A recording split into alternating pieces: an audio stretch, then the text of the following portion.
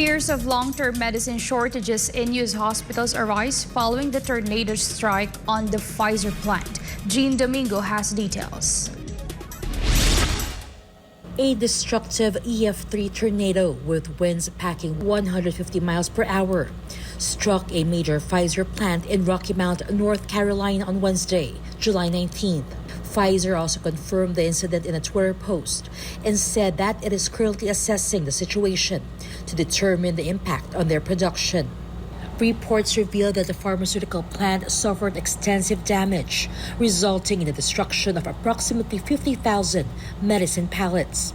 This has raised concerns about potential long-term medicine shortages, as the plant supplies 25% of U.S. hospitals' sterile injectables. Despite the severity of the tornado, all Pfizer plant employees were safely evacuated, and thankfully there were no fatalities or serious injuries among them. In addition to the damage at the Pfizer plant, the tornado also caused injuries to 16 people and damaged 89 buildings in the surrounding vicinity. While residents are relieved that there were no fatalities, the region has been further affected by road closures along 195 due to fallen trees. Dozens of homes and buildings were also damaged or completely destroyed. 16 people were injured by the tornado. The community and medical professionals are anxiously awaiting stable medicine supplies, understanding the challenges Pfizer faces during the recovery process. Rebuilding efforts are already underway, but the threat of shortages remains a significant concern. Reporting for News and World, this has been Jean Domingo, SMI News. South Korea responds to North Korea's warning over the recent United States nuclear submarine arrival in the southeastern port city of Busan. Ethel Park tells us more. For the first time in more than 4 decades, a United States submarine capable of launching nuclear ballistic missiles has docked in South Korea earlier this week, angering Pyongyang.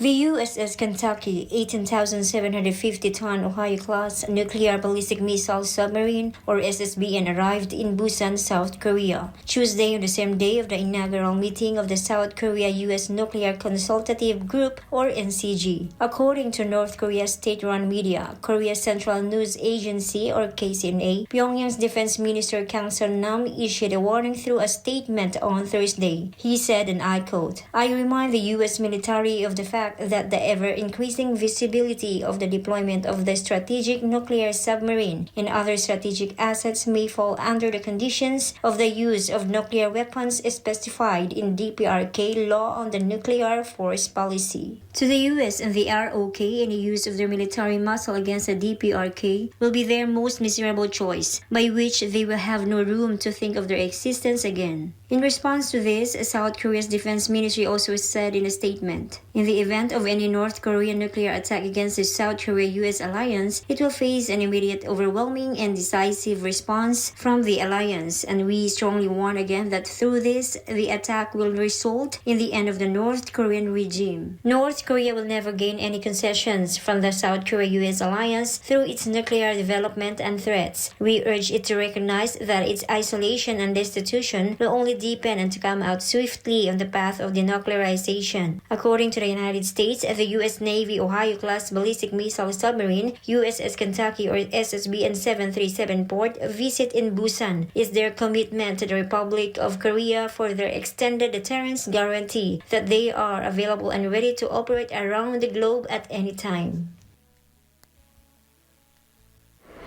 It can be recalled that Pyongyang launched 2 short-range ballistic missiles on Wednesday, and currently tensions in the region remain high. Sol Isubogo, Ethel Park, Imrida, SMNI News, South Korea.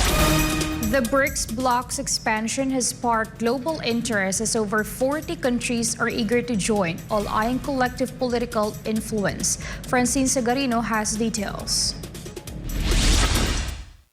More than 40 countries have expressed interest in joining the BRICS bloc, as revealed by South Africa's envoy. The BRICS group, comprising Brazil, Russia, India, China, and South Africa, was established in 2009 to counterbalance the influence of advanced economies. With formal negotiation for expansion starting last year, the growing interest from numerous nations signifies the potential for enhanced collaboration and bolstered political influence in global affairs. Anil Suklal, South Africa's ambassador to BRICS, stated that the 22 countries have formally approached the bloc, and an equal number of informal approaches have been received. Among those interested in joining are Argentina, Bangladesh, the UAE, Iran, Saudi Arabia, and some European nations. The expansion plans have gained support from China and South Africa, but Russia's alignment is expected, while Brazil and India have expressed concerns about potential power declines. Despite BRICS members constituting 42% of global population, they only hold 15% of voting power at the World Bank and IMF. The upcoming BRICS conference hosted by South Africa is set to address the expansion topic and its implications, with discussions on membership dynamics expected to be prominent on the agenda. The organization's move towards expanding could mark a significant shift in its overall political influence and partnership in international arena. South Africa is set to host a BRICS Leaders Summit in Johannesburg and will be attended by top leaders of the bloc. Russian President Vladimir Putin, on the other hand, will reportedly attend the summit by video call, with Foreign Minister Sergei Lavrov attending the event in person. Reporting this has been Francine Segarino, SMNI News.